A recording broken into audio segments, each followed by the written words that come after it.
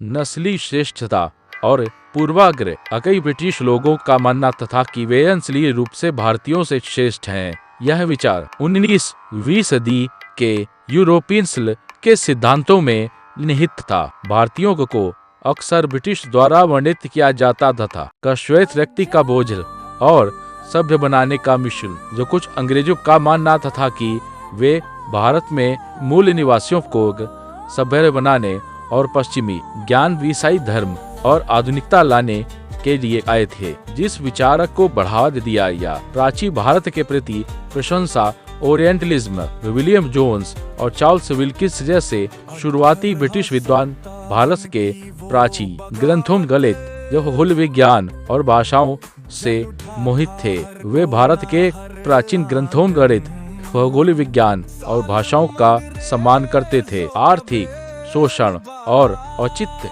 कई ब्रिटिश व्यवसायी, व्यापारी और अधिकारी भारत को मुख्य रूप से धन के स्रोत के रूप में देखते थे।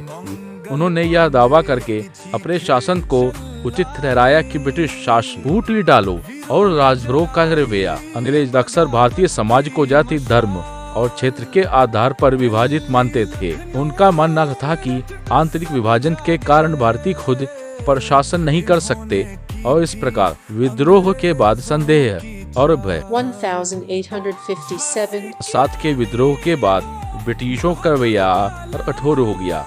भारतीयों को अविश्वसनीय माना जाने लगा और कठोर कानून पारित किए गए। जनसली अलगाव बढ़ गया। विद्रोह के बाद संदेह और भय।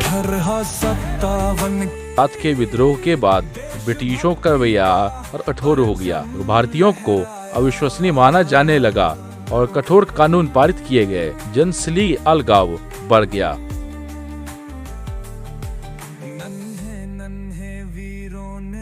निष्कर्ष, भारतीयों के बारे में ब्रिटिशों के विचार प्राचीन संस्कृति के प्रति सम्मान से लेकर गहरे सलवाद और आर्थिक शोषण तक के थे।